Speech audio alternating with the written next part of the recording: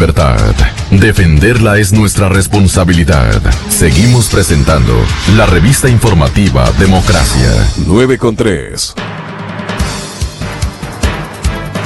En Plan B escribió Arturo Moscoso Moreno, abogado y politólogo, hace algunos días, y se preguntaba: ¿por qué es nuestro deber recordar y recordarles a los excorreístas su endeble compromiso con la democracia?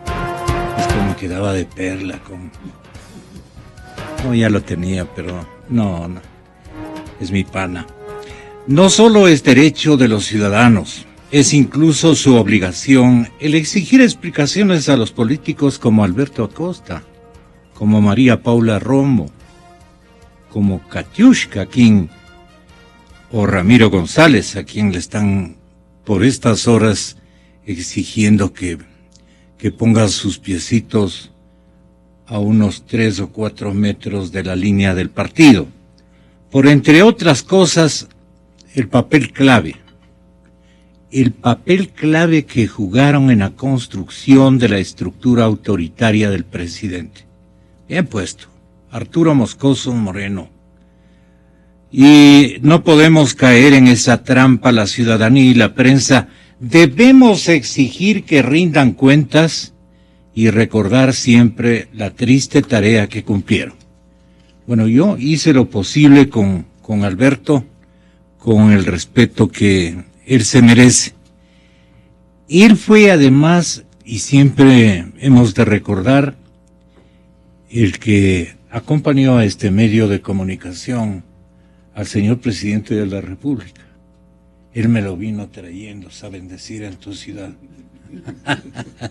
Una democracia, a fin de considerarse tal, debe brindar a sus ciudadanos un alto grado de libertad, igualdad y también la posibilidad de controlar sin cortapisas las políticas públicas y a los hacedores de estas, es decir, a los políticos y funcionarios públicos, para lo cual ofrece una importante herramienta: la rendición de cuentas, que no es otra cosa que obligar a los políticos a responder por sus actos, a responder por sus actuaciones.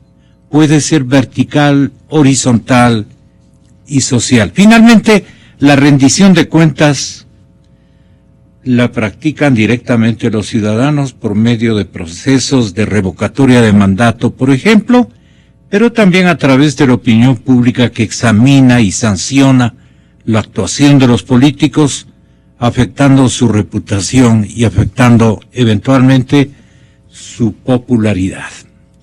Yo quería leer esto porque no todos los columnistas, no todos los periodistas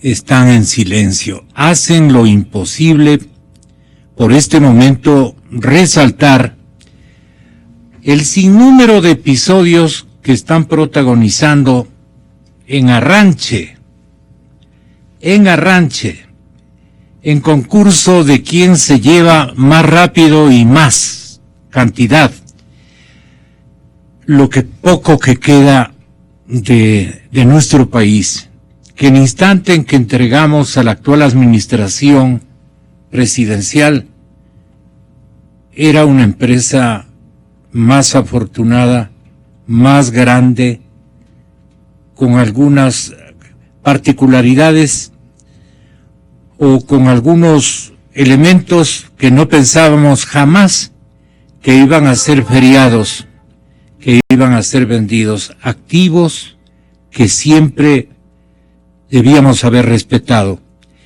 Ya comienzan con los puertos, ya comienzan nuevamente, señoras y señores, es una mala seña, ya comienzan con los turcos.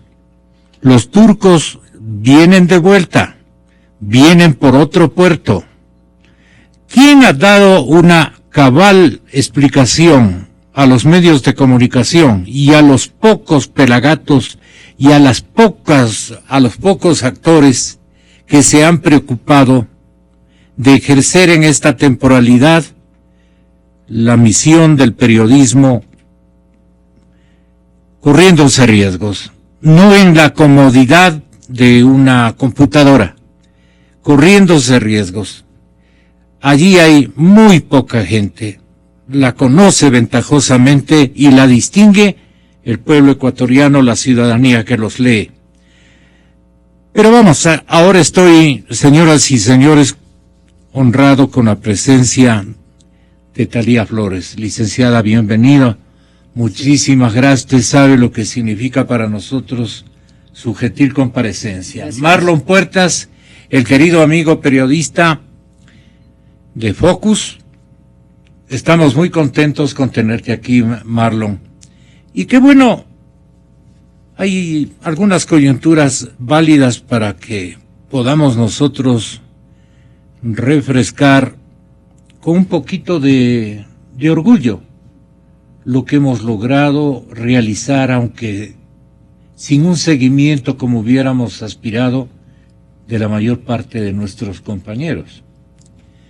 Pero el coraje que nosotros resaltamos es la de los políticos, en los que nosotros depositábamos mayores expectativas, mejores esperanzas, en que ellos iban a ser luchadores infatigables contra especialmente el lleve, la corrupción.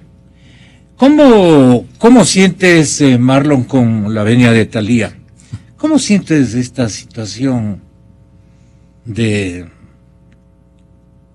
ese juego que inventaron en la televisión guayaquileña? Agarra lo que puedas. Están ya enfrascados en esa instancia, cerrando los negocios, escriturando las cosas que han estado desde hace algún tiempo seleccionando para, a través de intermediarios, a través de prestanombres y de otros vivarachos que han entrado con los principales a las instituciones, ya tienen puesto el ojo y seguramente algunos activos de nuestra pobre república van a pasar a otras manos. Y la gran generación, señoras y señores, de los nuevos ricos, ¿cómo ves esta situación, Marlon? Bienvenido, buenos días. Buenos días, Gonzalo, buenos días, Thalía, y un buen día para toda la audiencia. Bueno, primero me siento realmente decepcionado de haber escuchado a Alberto Acosta antes que nosotros, justamente porque él perteneció a este gobierno, fue ministro, estuvo en una época importante que fue el arranque justamente de todo este régimen, y él debería ser, ahora que se ha pasado al lado de la oposición, uno de los principales colaboradores justamente en esta lucha contra la corrupción que tanto la menciona él, pero de lo que en absoluto da una sola prueba, un solo indicio, un solo proceso de fiscalización, seña siquiera, de que realmente le preocupa el tema. Hablar es fácil, hablar y montar un discurso político para quedar bien y que la gente olvide toda la responsabilidad que tuvo en lo que está pasando, pues es sencillo. Lo difícil es realmente lo que estamos haciendo, un pequeño grupo de periodistas que seguimos adelante en la tarea de tratar de transparentar la función pública, que es lo que finalmente queremos hacer y siempre hemos querido hacer. Eso es lo difícil, cruzar el fango o meterse en el fango de lo que está ocurriendo actualmente en la administración pública y embarrarse de lodo, porque es lo que podemos ver, deducir, y hay informes ya de Contraloría que se están dando sobre lo que ha pasado y lo que está pasando dentro del gobierno. Curiosamente, el Contralor también aquí tiene su dosis de responsabilidad, ¿no? Porque hay informes y hay informes, y en otros no hay informes, en otros casos. Me llamaba la atención, por ejemplo, leer el informe que emitió el Contralor respecto a unos contratos que se firmaron en la gobernación del Guayas para traer a un pianista del famoso argentino Raúl Di Blasio, para que venga a dictarles charlas a los chicos de colegios para que no se droguen. Y resulta que, claro, el Contralor enumera una serie de irregularidades que se cometieron en dicha contratación, pero al final no establece ninguna responsabilidad de nadie. Él solo provee de De insumos, nadie. dice. No, señor, o sea, el Contralor tiene que establecer indicios de responsabilidad civil, administrativa y penal. Y en algunos casos lo ha hecho. Y ha mandado los informes correspondientes a la Fiscalía, que es otra etapa y es otra historia. Ya, pero es un gran congelador. Un gran congelador también en la Fiscalía. Pero vamos por el Contralor. Vamos por el Contralor. O sea, no puede ser que el Contralor establezca, enumere una serie de irregularidades dentro de un contrato que se firmó con dinero público, con dinero del Estado, y que al final uno se quede en las mismas, como se dice, porque no sabe quién es el responsable de tamañas irregularidades. Uno se queda diciendo, bueno, ¿y esto quién tiene la culpa, no? ¿Quién tiene la culpa de manejar con tanta ligereza la cosa pública? Entonces, creo que cada uno aquí tiene que cumplir su papel. Y es un buen momento, en efecto, porque este es un gobierno que está en retirada, que está cometiendo actos desesperados, y me refiero solo en este momento a la necesidad urgente de plata que tiene, y que es capaz por plata de entregar el campo Auca, de entregar los puertos, de entregar aeropuertos, porque ahora también escuché que los turcos están interesados en el aeropuerto de Manta. Correcto. Entonces, por plata, porque no hay otro motivo. O sea, aquí ya no hay soberanía, aquí ya no hay fuera gringos, fuera yanquis, vengan turcos. No sé, o sea, el discurso ha cambiado completamente, porque por plata el gobierno es capaz de cualquier cosa. Thalía, este es el panorama que nos mantiene de a poco aislados, en vez de señalar que ha llegado la hora de coaligarnos, de unirnos para en una sola jornada, en una sola causa, abanderizarnos de lo que no pueden hacer muchas autoridades que han predominado en su falta de oficio, en su ausencia de compromiso con la ética de la República.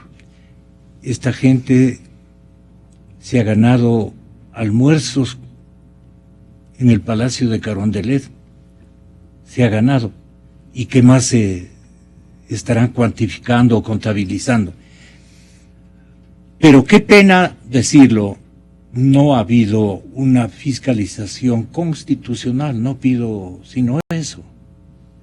Y se van a ir con el título de nueva generación de pudientes. Se irán un tiempo, ya tienen visto, y no solo visto, ya han ido de vacaciones a revisar lo que tienen. Incluso gente que nos ha perseguido a los periodistas con propiedades en Nueva York. ¿De dónde? Porque conocemos de su sueldo y de sus anteriores. Y entonces esta nueva clase social, ¿quién le va a auditar por lo menos como una señal histórica de que en algún momento le pidamos una rendición de cuentas? Ellos se van súper bien camuflados y volverán incluso a seguirnos con el cuento. Este correísmo de hoy va a perseverar por muchos años más, y el que viene a solventar la posibilidad se llama este caballero, del cual hoy habla un pelagato como José Hernández, en un trabajo puesto en el internet del 22, y dice: en la última sabatina tuvo lugar un replanteamiento político en el interior de Alianza País. Es para ver si nos vamos tomando el tema. Desde luego, Thalía. Sí, gracias, Gonzalo, un gusto estar aquí contigo, con Marlon y con tu enorme audiencia. Yo sí creo que hay los riesgos de que se nos pasen de agache y que de pronto el Ecuador empiece a ver nuevos ricos, justamente de aquellos que criticaban esa riqueza en manos de otra. Por eso alguien dice: no les gusta el dinero, pero en manos de otras personas. Sí les ha gustado en manos de eso.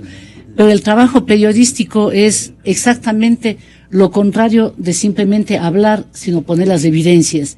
Y ese es el trabajo enorme que justifica inclusive el hecho del periodismo, es no solamente aparte de todas las, de opinar, que es un trabajo legítimo, de interpretar, que es también un trabajo legítimo, pero sobre todo esto de sacar a la luz lo primigenio, de sacar a la luz lo que el poder quiere ocultar, y son todos los poderes, y también son no solamente los poderes políticos, sino los poderes económicos y todos los poderes deportivos, en este caso en el Ecuador y en el mundo ahora, pero sobre todo el poder político. Lo que dijo Marlon es verdad, aquí las autoridades no han funcionado o han funcionado de una manera que inclusive pueden afectar, digamos, la paz espiritual de la gente, porque si una autoridad que está encargada de hacer la vigilancia y de investigar un hecho de corrupción termina casi exculpando o dejando en blanco y negro eso para la interpretación de la gente, eso causa un malestar moral en el país, porque piensa que toda la institucional se ha derruido, y es en ese momento donde el periodismo cobra más relevancia que nunca, donde el periodismo tiene su razón de ser, y es en estas instancias donde uno se explica por qué la ley de comunicación fue aprobada. Porque justamente querían tapar la boca, claro, que nadie saque los documentos que este momento igual circulan, pero no circulan de la manera que debería o que circulaba tradicionalmente, donde un periódico replicaba lo que decía el otro, porque esa era la noticia. Ahora eso se llama linchamiento mediático, con lo cual no se puede hacer porque está penado por la ley, y entonces hay alguien que está llevándose. Inclusive yo creo que esto las autoridades honestas que deben haberlas, deberían propiciar que haya la investigación, porque no debe ser posible que todo un gobierno esté mal. O sea, alguien debe haber, y los honestos deberían justamente hacer una especie de cruzada para que salga adelante el trabajo sea transparente. La gente sabe, mira, se compraron las casas, sobre todo los que venimos de ciudades pequeñas. Cuando alguien se cambia de casa, la gente inmediatamente sale, igual cuando se cambian de carro, cuando ya están con otras condiciones económicas, cuando les ves una verdadera metamorfosis en la manera de presentarse, de vestirse, la gente sabe, claro que han habido muy buenos sueldos, y la gente también hace cálculos. Lo que pasa es que cuando se está en el poder, yo creo que se vive una especie de nube rosada, no se sabe que hay una gente que sí está auscultando y está valorando y está intentando hacer cálculos. Inclusive tal persona gana tanto en el año, cuánto le sale, le es suficiente para comprarse eso, lo otro y lo otro, y ahí empieza la sospecha. Y yo creo que un gobierno, cualquiera que sea, vivir bajo sospecha debe ser lo peor que le puede pasar. Más aún, alguien que se vendió en el eslogan como de las manos limpias, debe ser muy doloroso. Y desde el poder mismo deberían exigir a las autoridades de control eso. Y no quiero dejar de decir otra cosa, Gonzalo, aunque me salte de tema. Alberto Acosta, que estaba aquí anteriormente, mencionaba de volver a lo de Montecristi, o ellos defienden a través de su movimiento Montecristi Vive lo que se hizo en la Asamblea Constituyente. Yo creo que, por ejemplo, se debería comenzar, quien quiera que sea el nuevo gobierno, echando abajo eso del quinto poder.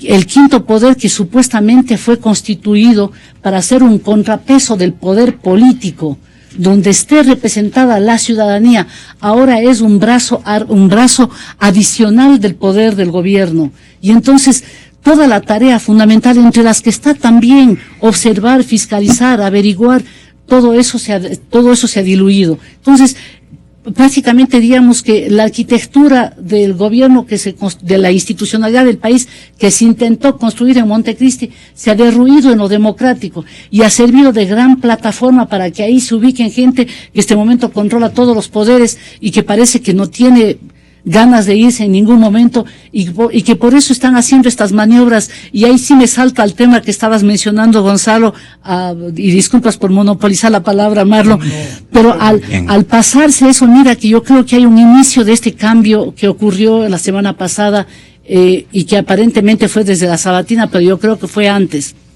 Hubo una encuesta que dio cuenta de que Glass perdía las elecciones. Y entonces inmediatamente se volvió a cero, porque no nos olvidemos que el vicepresidente Glass estaba ya inaugurando todas las obras, estaba haciendo, y habían afiches de esta naturaleza, y aquí voy a mostrar, ¿no? Tú tienes cámaras aquí, mira, vamos por más. Y ya estaba esto en todo lado, sobre todo fuera de las capitales, ¿no? Inmediatamente después del día sábado, o más bien dicho, después de que asomó esa encuesta, se regresó a lo de Lenín Moreno, y ahora asoma eso, sigue la misión, o la misión continúa. Entonces, a partir del carnet del ex vicepresidente, entonces ya se tiene un nuevo eslogan que sería algo así: la misión continúa, por el trabajo de las misiones, eso. Entonces, mira, hay alguien que sí está trabajando velozmente, inclusive en cambio de eslogans, en cambio de eso, es el gobierno. Mientras tanto, de parte de la oposición, cada vez hay más dispersión, cada vez hay más unidades únicas, ya no solamente la tendencia, sino de grupos, y entonces no se le piensa al país, para cambiar la corrupción o frenar la corrupción, no se le piensa al país para regresar a las libertades, sino para asumir otro grupo al poder y quizá servirse de las mismas cosas que hasta ahora se están sirviendo. Esto último es impactante y produce una irritación impresionante, pero es una verdad que la colectividad ya no se detiene un momento, por lo menos a meditar sobre lo que menciona Thalía. Lo que nos viene es más vergonzoso que lo que estamos pasando, porque van a ser los acólitos de esto, van a tomar roles significativos y van a heredar, digamos, toda la sabiduría de cómo se hace el gobierno que ha hecho el presidente Correa. Yo me quedo hasta ahí. Muy valioso lo que ha contado Thalía y lo que ha notado, y que en efecto es muy cierto, pero yo creo que al interior del gobierno, del correísmo, debe haber una pugna, porque finalmente Jorge Glass debe haber quedado como el niño ilusionado. Se lo veía muy feliz en los actos estos proselitistas de gobierno, inaugurando obras, repartiendo kits agrícolas, contento con su eslogan, vamos por más, vamos con Glass. Entonces ya se ilusionó, me imagino. Y que lo desbanquen no le ha de gustar. Yo presumo que de aquí lo que viene es una pugna interna, una puja de bandos al interior del gobierno para ver cuál prevalece.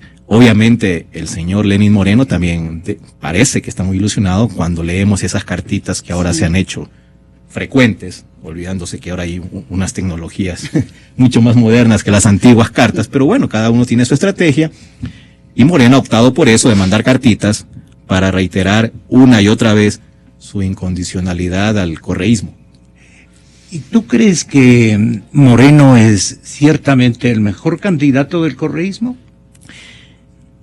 Yo he sostenido, y lo leí en algún lado, no me acuerdo de quién, que Lenín Moreno resulta un buen candidato mientras no sea candidato.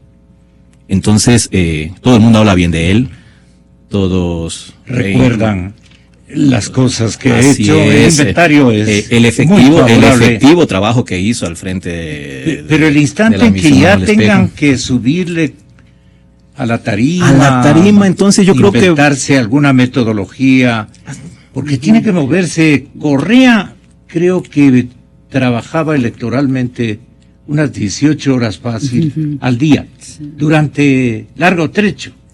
Ese tipo de campaña que da las características de nuestro país, o que obliga, exige las características de nuestro país, especialmente rural y también urbano, ese tipo de exigencias, no sé pues si alcance a satisfacerlas a plenitud el vicepresidente de hace algún tiempo. Eso por un lado, Gonzalo. Por otro está de que el peor problema, la mayor dificultad que va a tener Lenín Moreno en campaña es la sombra de Correa.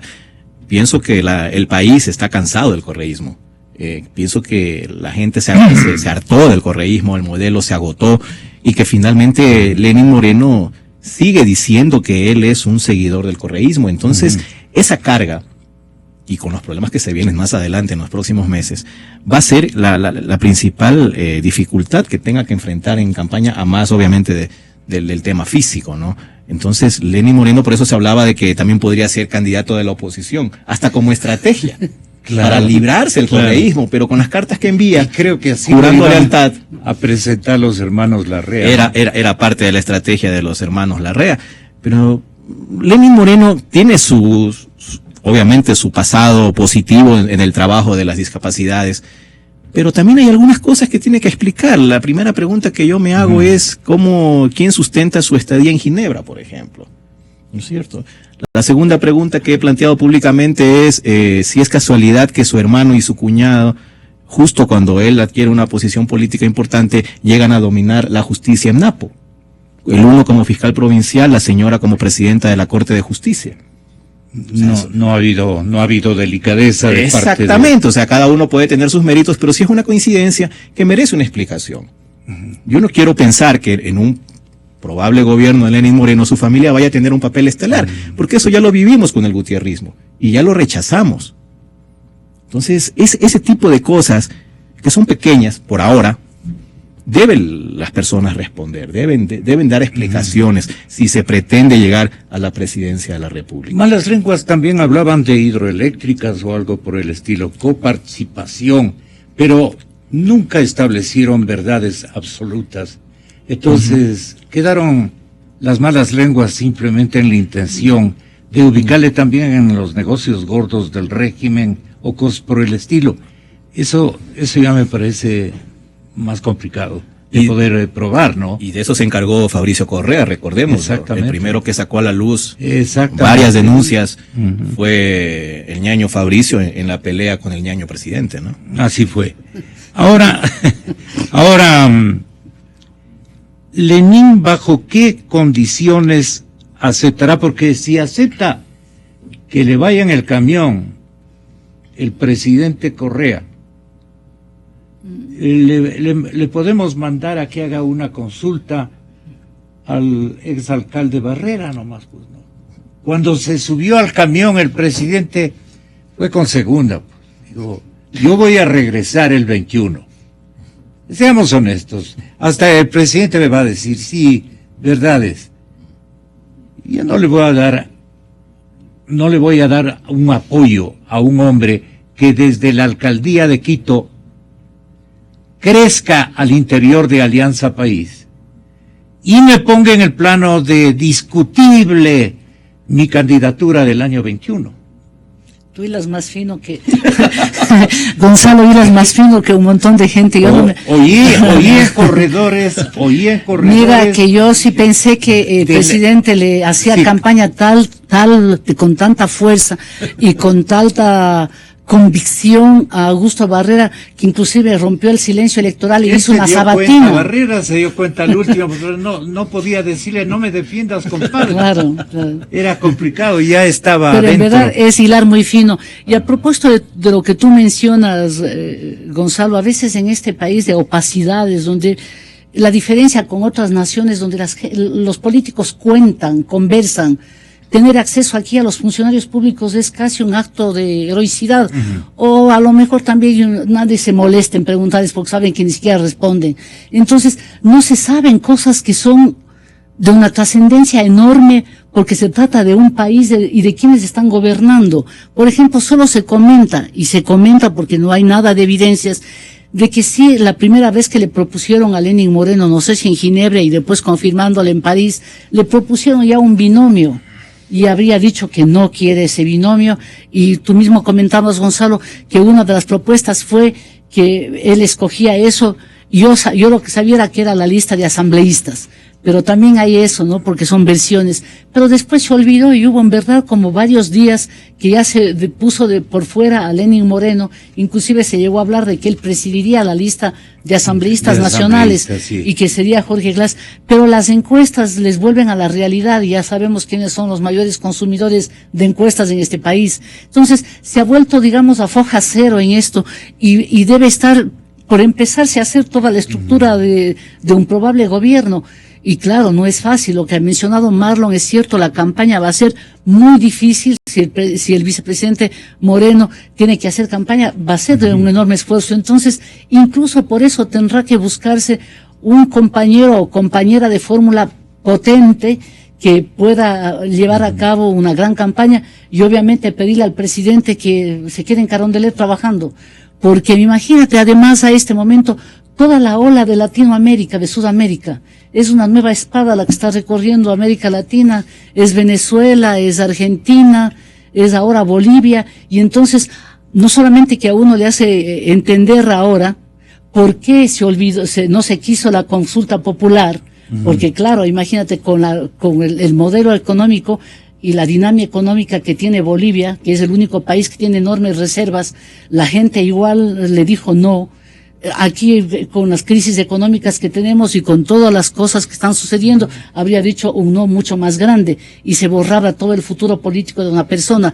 Entonces, todas esas cosas están en juego, porque la campaña, yo sí aspiro, Gonzalo y Marlon, yo sí aspiro a que esta campaña sea una campaña de pedagogía, donde no solamente los periodistas hagamos las preguntas, sino la gente se ponga a preguntar y pregunte y consulte a los candidatos qué van a hacer, por ejemplo, no solamente para desmontar el correísmo, como todo el mundo proclama y todo el mundo parece querer, en verdad, eso dicen también las encuestas, sino en los hechos.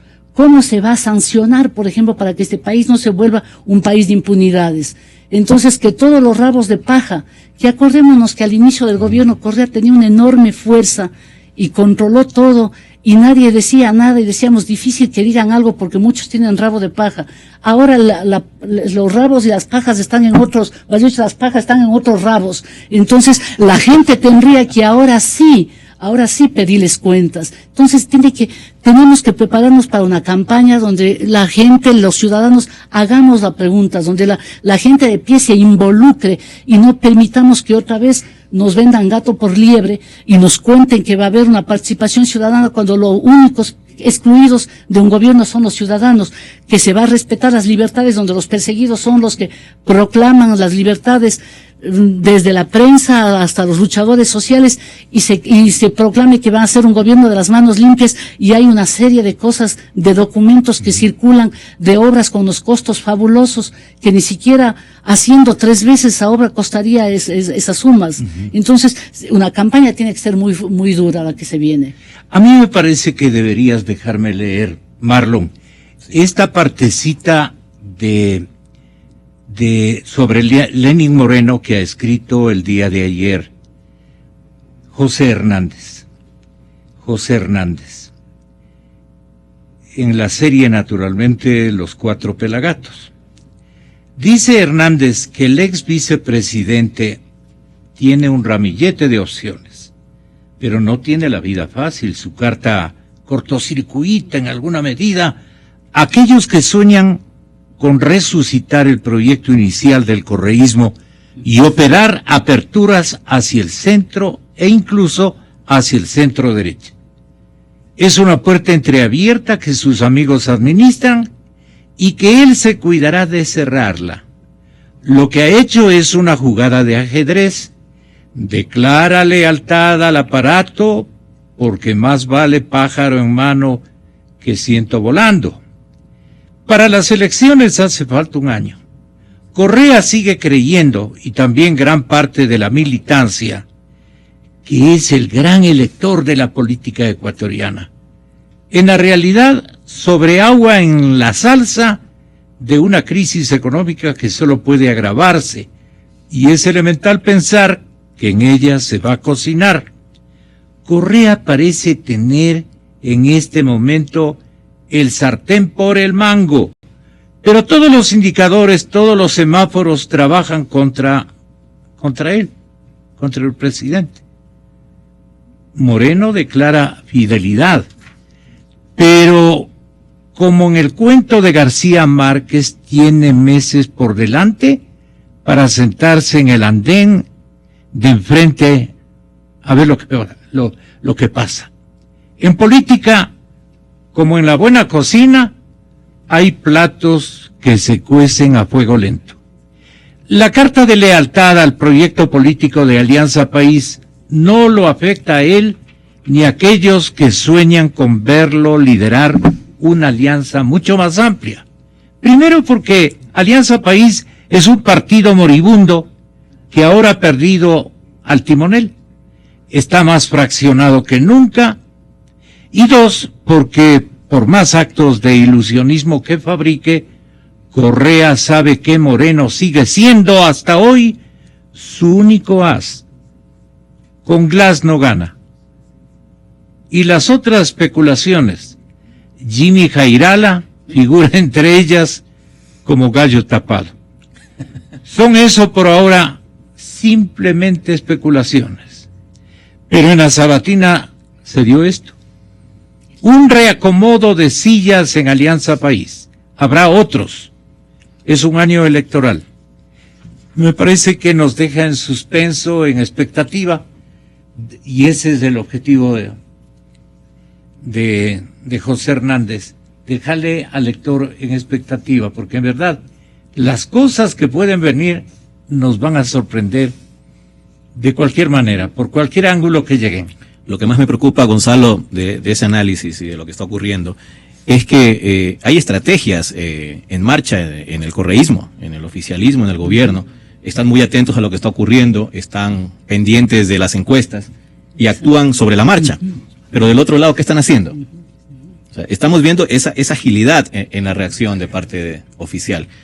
Del otro lado, ¿qué vemos? Una fragmentación cada vez más acentuada, una dispersión total, candidatos por doquier, unidades por doquier, y no hay una respuesta clara, no solo electoralmente, sino en cuanto a lo que van a hacer o lo que va a ocurrir luego del correísmo, luego del 2017, para tratar de resolver todo este entuerto que deja armado el presidente Correa. La crisis, a mí me sigue preocupando la crisis, que es más, debería haber un compromiso ahora para poner fin a tanta irresponsabilidad del gobierno en el año que le queda por delante. Gracias el endeudamiento. Exactamente, el endeudamiento. No es posible que continúe este chorro de deudas a cualquier costo, a cualquier interés, entregando cualquier cosa. Moreno debería decirle, pero ya no te endeudes, hombre.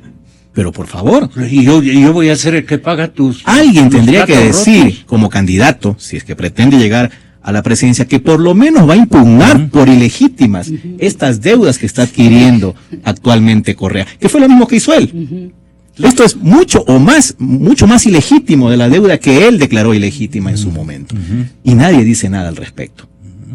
Alía. Yo absolutamente me uno a la petición de Marlon y es absolutamente insólito, es parte también eso del doble juego, ¿no? De este juego de máscaras que ha habido en y que al fin se les está cayendo, porque como es que condenaron la deuda por ilegítima y ahora hacen ellos los créditos que el país no conoce a cuánto, en qué condiciones son, a qué tasa de interés son. Se hablaba hace años, recuerdo, Gonzalo, tú te acordarás, igual Marlon y la mayoría de la audiencia, de que cuando alguien intentó a través del CONAN empezar a privatizaciones, cosa que nunca se llegó a hacer, se decía, vendo un lindo país con vista al mar. Ahora sí podría ser un titular de eso, o unos letreros en algunas partes del mundo, porque no solamente que se le entregó a la Schlumberger de Francia en condiciones impresionantes, el campo Auca, una de las joyas de la corona, sino ya está listo el otro para entregar a una empresa vinculada a los chinos. Y entonces, todo eso se sabe, Gonzalo, pero ¿dónde están los documentos? ¿Cómo es posible que el gobierno de las manos limpias tenga guardado bajo 200 llaves toda la documentación de los contratos que el país tiene que pagar? Porque ellos son aves de paso. Por más que duren el tiempo que duren, son aves de paso. Y al país, a las generaciones futuras, no se les puede dejar vendido a la nación. No se les puede condicionar el futuro. Lo que les han mandado a estudiar, cosa que me parece uno de los proyectos magníficos de este gobierno, las becas para que estudien en las mejores universidades del mundo. ¿Qué país van a administrar cuando vengan ellos de vuelta educados si el país está en crisis? Ya no nos pertenece la mayor parte de las riquezas. O sea, es un absurdo. Yo lo que quisiera es, y a veces no encuentro las palabras exactas para poder decir. No quiere Gonzalo, van a reducir su gasto corriente. Exactamente, cómo es posible que se contradiga todo lo que se había mencionado. O sea, no hay derecho a que se gaste $1,200 millones aplanando un terreno. O sea, no hay derecho. Además, se ha burlado informes que decían que no, porque es una zona de alto valor ecológico, y que no se haga caso a la marina, a la aviación, a lo que fuera. No hacen caso a nadie. Lo que hicieron con el Yasuní, alguien tiene que pagar eso en tribunales internacionales. No podemos ser tan audaces, ir a la COP21 a París a proponer un alto tribunal que juzgue a las naciones que dañen la naturaleza, y nosotros metimos tractores en el Yasuní, la única reserva del Pleistoceno del planeta. O sea, estas cosas son los temas que hay que hacerles que hablen en la campaña, porque a pesar de que ahora hablaron y se comprometieron, igual nos birlaron y nos hicieron lo contrario. Yo no sé qué hacer como ciudadana para que lo que ofrezcan en la próxima campaña tengamos que hacerles que cumplen. Y resulta muy difícil que se autoinserte la gente esta reflexión. Decir, a ver, si me están diciendo reiteradamente, a manera de una campaña, dentro de la campaña electoral, una consigna que diga Correa es Moreno o Moreno es Correa. ¿Eso no creen ustedes que sería un arma, digamos, tremendamente dura para aniquilar la candidatura del ex vicepresidente?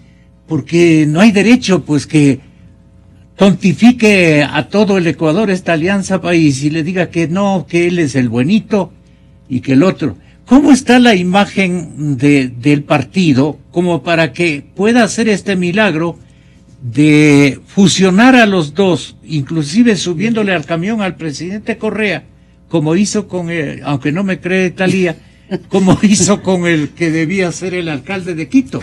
Lo que sucede es que el ego del presidente Correa es inmenso, ¿no? Entonces él se cree la estrellita de Navidad. Ajá. Entonces, obviamente con la fortaleza de enrumbar a cualquier político que él apoye. Y en eso también difiero contigo, Gonzalo. O sea, yo sí creo que Correa quería que Barrera gane. Claro. Al menos parecía, y si no, pues que aparte de mal administrador ha resultado un excelente actor. Porque realmente... Pero me gustaría que le entrevistes a Barrera. Bueno, le doy a... El problema de Barrera, yo sí creo que en el fondo Barrera no quería que le haga campaña, pero no tenía ni el poder, ni la fuerza, ni la personalidad, creo, de decirle al presidente, oye, cállate la boca, no me defiendas, compadre, que es lo que en efecto debió haber dicho. Y a lo mejor lo dijo casa adentro, pero nadie le hizo caso, ¿no? Porque finalmente Barrera ya era un caso perdido. En todo caso, en efecto, la carga, la sombra de Correa atrás de Lenín Moreno, yo creo que va a ser nefasta para yo simplemente estoy recordando para lo de las Barrera, plantas, así es, y aplicando a lo que eventualmente puede ocurrirle al señor vicepresidente. Con esa lógica, Correa Moreno tendría que esconderse en campaña entonces, ¿no?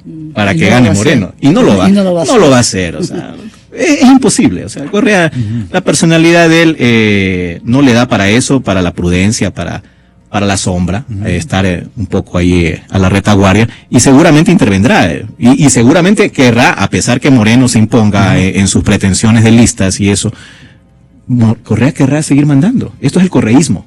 Con Correa, con Moreno, con Glass, esto es el correísmo. Así de simple. Una cosa además, pero no hay que descuidarse, Gonzalo ni Marlon. Talía Flores. El presidente y Alianza País tiene todavía más del 30% de apoyo. Y es con Correa en la presidencia. O sea, cuando vemos que del pastel electoral, la gran tajada, la única tajada consolidada es de Alianza País, y el resto se van a dividir entre el número que sea, por favor. De hecho, parecería que si habría segunda vuelta, el candidato de Alianza País va a estar, quien sea. Y además hay una cosa que no hay que perder de vista. A veces nosotros hablamos porque con la gente que conversamos y con el nivel y el círculo en que nos solemos mover, y no estamos viendo lo que piensa la gente, por ejemplo, en los pueblos, la gente en los lugares más recónditos del país, donde ha llegado la obra de Alianza País. Y ellos, porque de lo contrario, ¿de dónde sale el respaldo que tiene más del 30%? Es por esa gente, ellos todavía no viven la gran crisis, porque son gente que vive, a propósito, que no les ha llegado todo, sino algo. Y esa gente es muy grata con lo pequeñito, porque salen, tienen sus chacras y cosechan, y de eso viven. Diferente es lo que está pasando a la gente que se enferma y está yendo a los hospitales y no tiene medicinas. Ahí es donde va a germinar una crítica y va a haber realmente una conciencia crítica se va a forjar desde allí, pero el correísmo, con Correa o sin Correa, tiene como Alianza País una enorme estructura.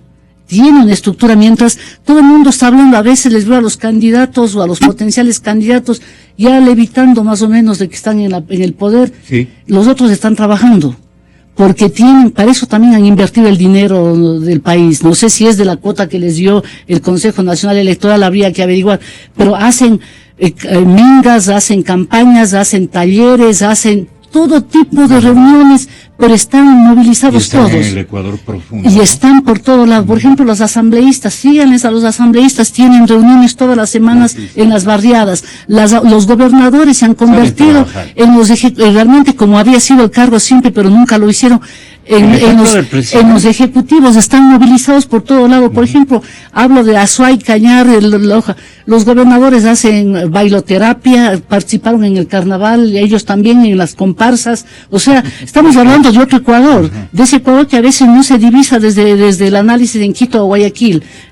Ellos tienen movilizado a grandes sectores, y por eso ahí uno puede reconocer o entender por qué tienen el más del 30-35% en las intenciones de voto. Sí, Osvaldo Larriba también hacía bailoterapia, pero ya salió del partido.